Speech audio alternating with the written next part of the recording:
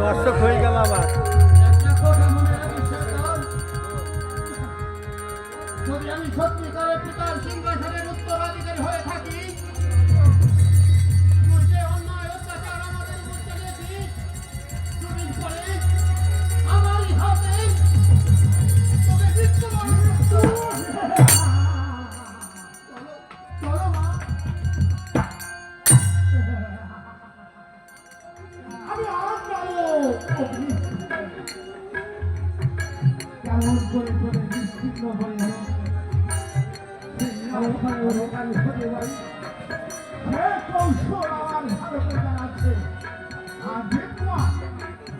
আগামী কাল তোমার হচ্ছে জীবনের সেই দিন।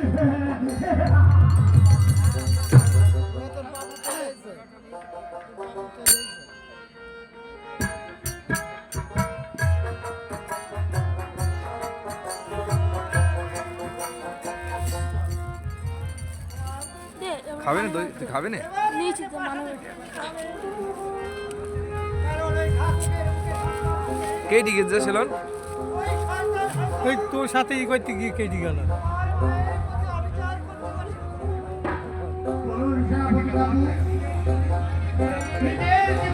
আর পাওয়া যাবে না এটি হ্যাঁ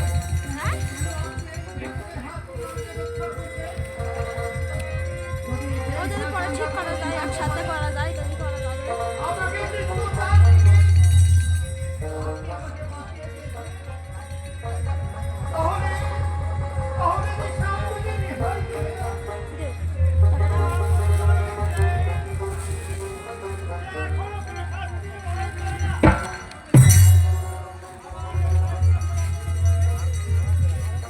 আদা ধরো ধরো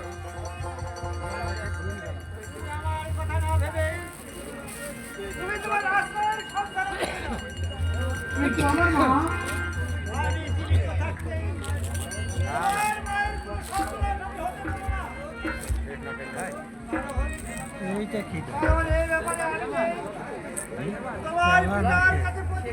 মাস্টার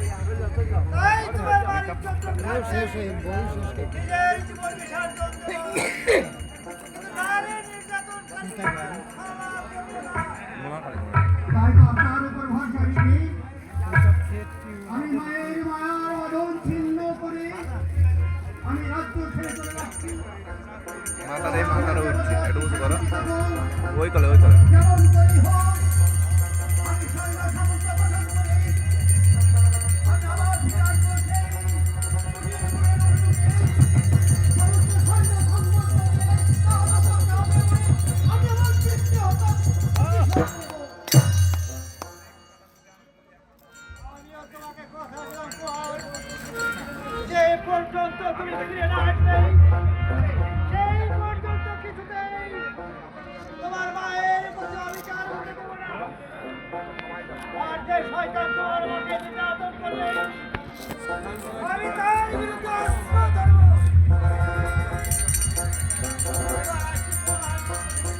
এই মনে রাখো,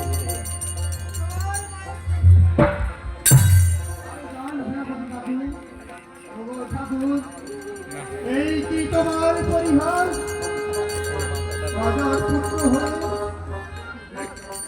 আজ আমি যে রাষ্ট্র থেকে বিতাড়িত সিংহাসনের অধিকারী হয়ে সিংহাসনচ্যুত আমি এখন কি করবো দয়াল, কোথায় যাব?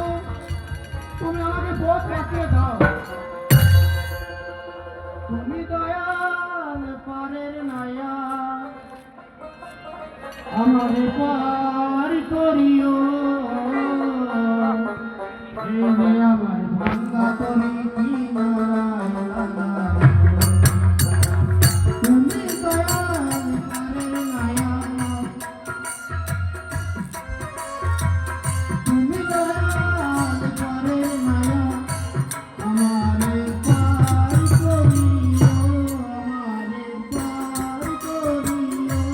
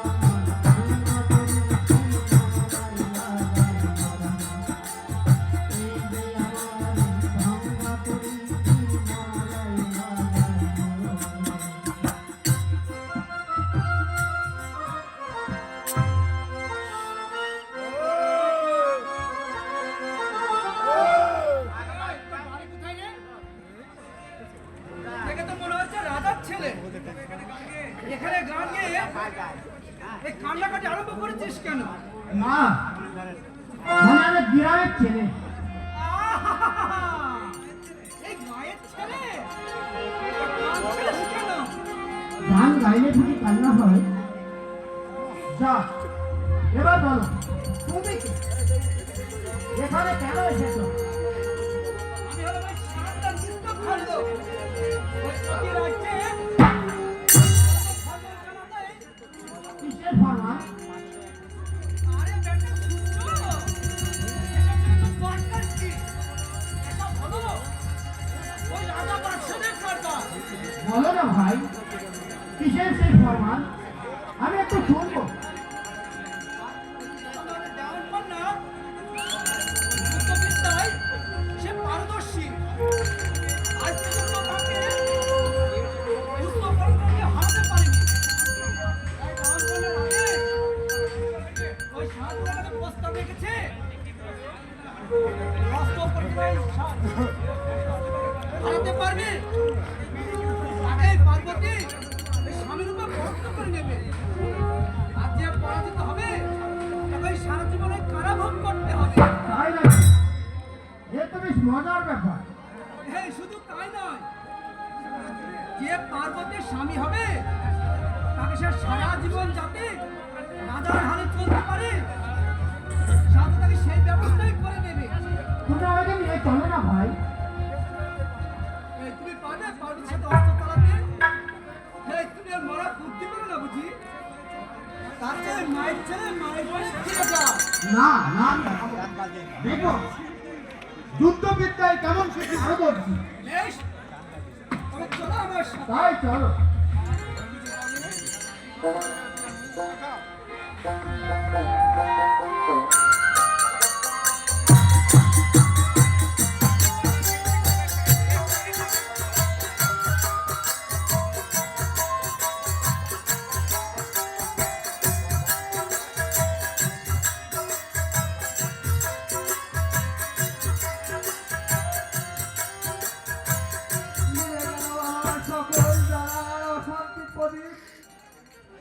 তাই তো আমার চোখের সামনে সব কিছু যেন অন্ধকার হয়ে গেল।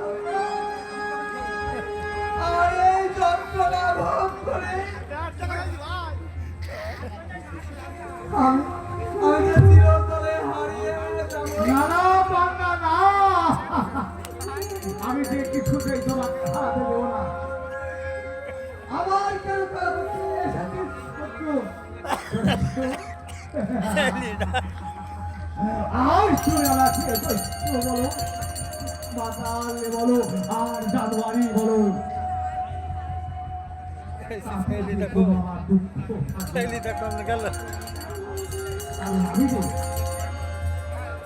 কারণ আমি যে আমার জীবনে অতিষ্ঠ বাসনাটাকে নৈমিত্য করতে নিয়ে এসেছি। বেরিয়ে যা আমার সামনে থেকে। কেন আমাকে বারবার তাড়িয়ে দিচ্ছ কন্যা? তুমি হয়তো জানো না, তুমি আমার হাত থেকে কিছুতেই যে নিষ্কৃতি পাবে না। তোমার রূপ সোনা পান না করি কিছুতেই যে আমি তোমাকে ছাড়ছি না। এসো, এসো এবার এই বিচিত্র বক্তব্য এসে আমার বাসনাটাকে পূর্ণ করো। আর একটা ডুবে না পশু। পশু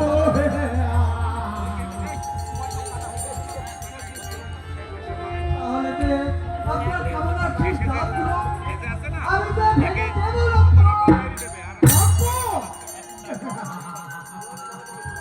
রংপুর বলেই তো তোমাকে এখন কাছে এসো, কাছে এসো, কাছে এসো।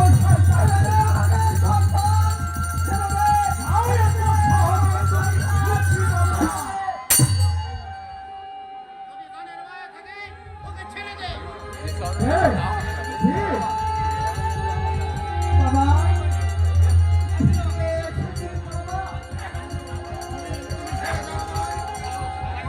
আমি এই শয়তানটাকে সাহিত্য করব।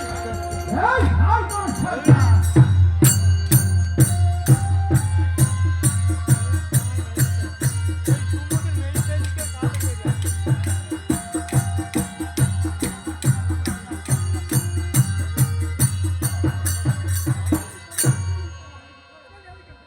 নানা, আমাকে যে এখানে দাঁড়িয়ে থাকলে চলবে না।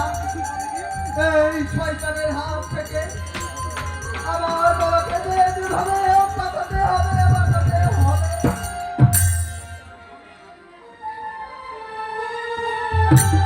এই